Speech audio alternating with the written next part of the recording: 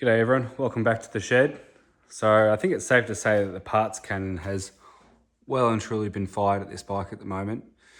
I'm just in the process of fitting the aftermarket B&B Bashplate, the heavy duty one, which is just sitting down there, and that replaces the standard one with the two plastic side covers. So side by side, by comparison, you can just see how much more extensive that B&B one is. It's 4mm thick aluminium, powder coated black. It really is something special. It's a premium product. I expect it to be premium, but even still, just going through the process now, fitting it up, it's so substantial. I think it's going to tie in nicely with our header protector guard there, which we fitted a couple of videos ago.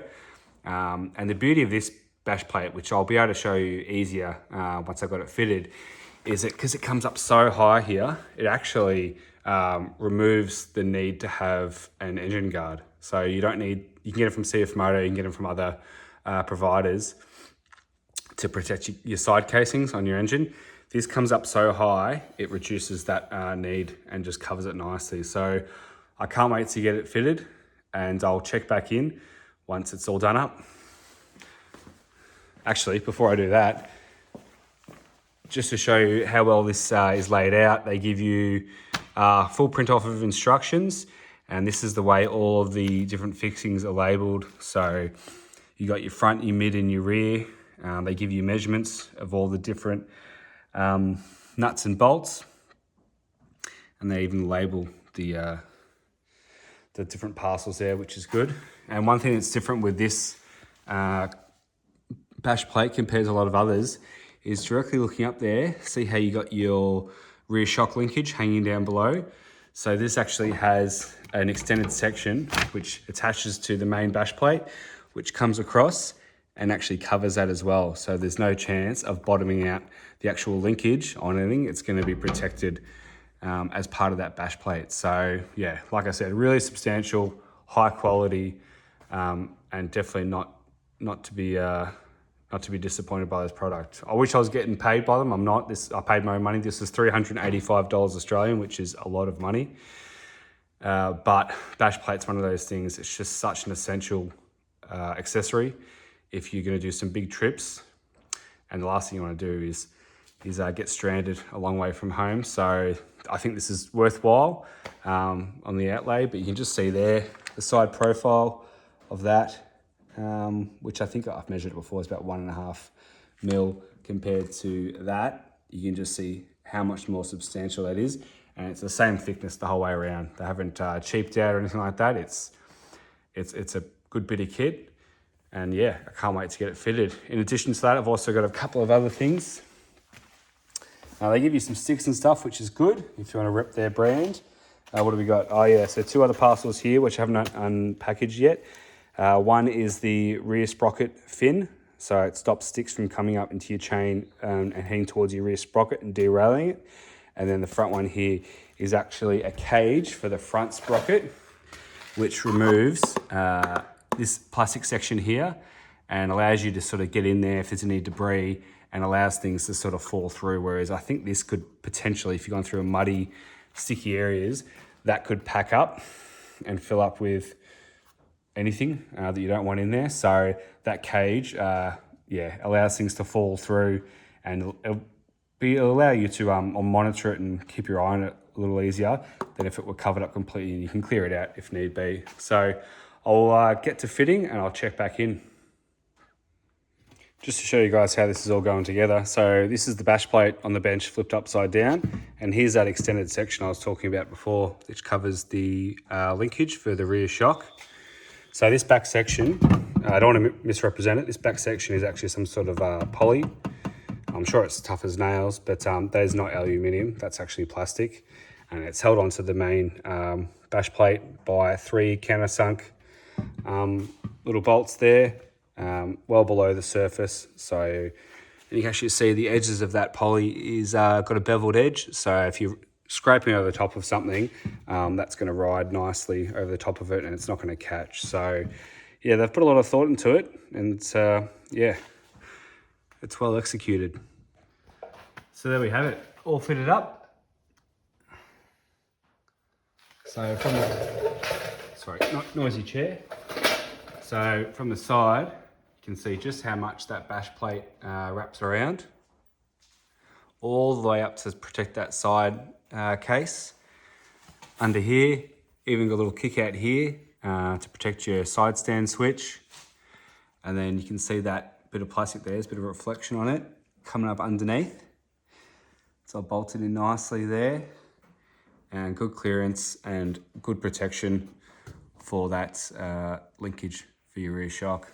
So like I said, premium product. I wish I was getting paid by these guys, but I'm not. And I'm absolutely stoked. That has tied in nicely with that radiator mesh we got from AliExpress and the header, I guess shield you could call it there. That's worked out absolutely perfectly. And with the bash plate, it came with all new fixings as well. So there's actually not that much holding it on. There was a mount down here, I believe. Where is it? Oh, yep, just there. So if you're looking down there, there is a bracket there, which it didn't actually utilize, which the standard one does. So it's got two fixings at the front, one on each side there. And it's actually got its own subframe. If I can get a good angle of that, you can see that shiny bit of powder coated steel right in here. So it's got its own subframe, which comes off this attachment point here.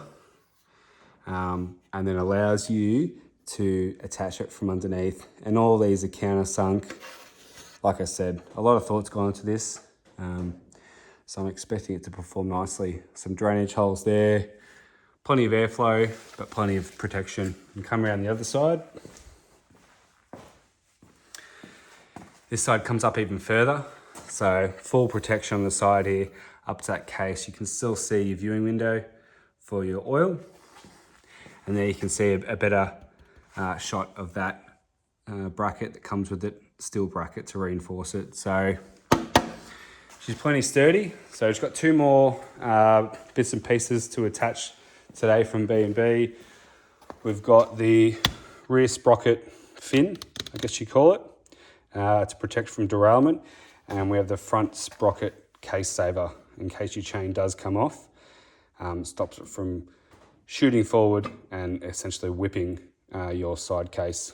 So we'll get those fitted. They're simpler bits and pieces. Again, it comes with all the fixings. If I were to criticize this product, I would prefer these to be stainless.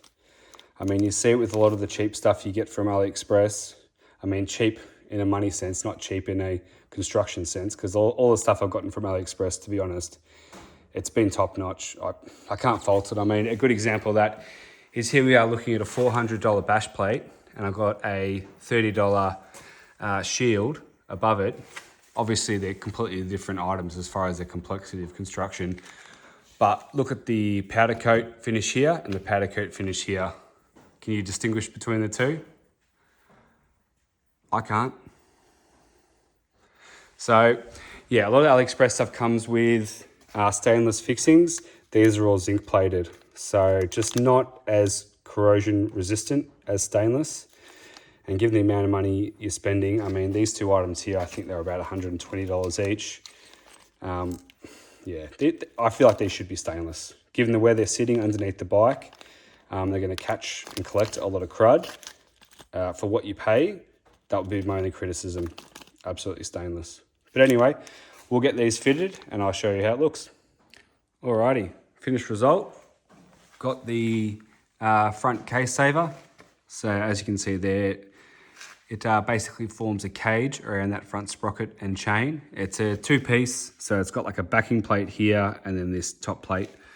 And actually uses a couple of the case bolts as well to help retain that. So you can get a good visual there of your front sprocket, chain, and any debris and build-up that might be in there. Sort of a good illustration or example of what's going on here with the standard case with the front sprocket protector. So this bike's only done about 1,600 Ks-ish, and that's already the build-up that's on there. And I had this off when I fitted the 15-tooth front sprocket, probably only 500 Ks ago. So that's just a good example of having this closed design.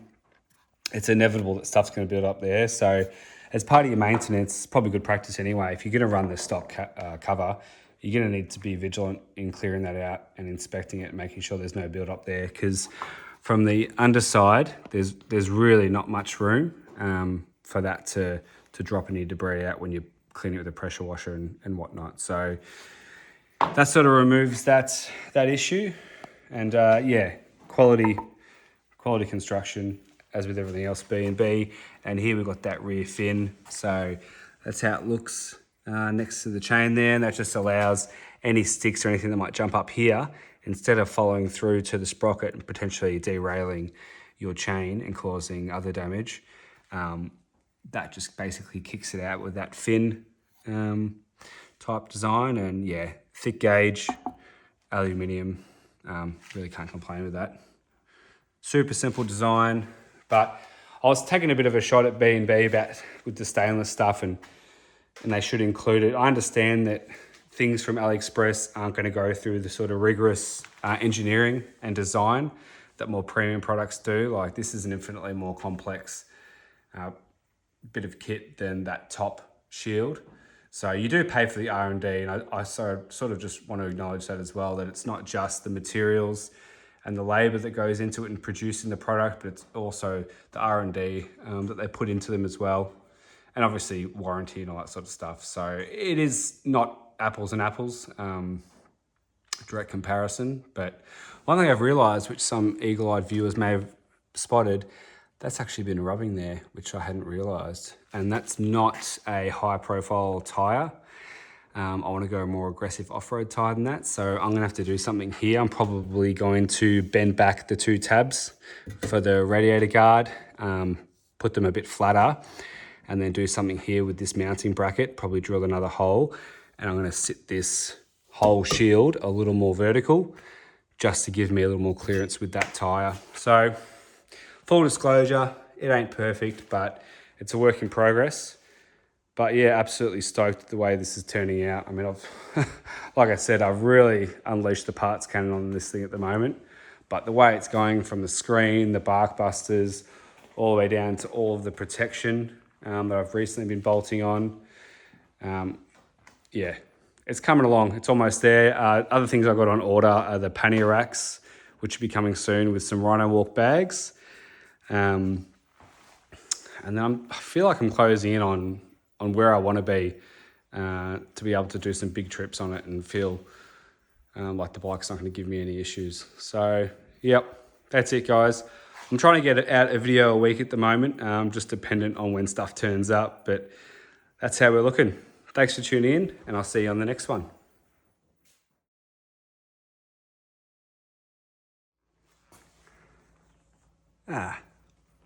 Much better.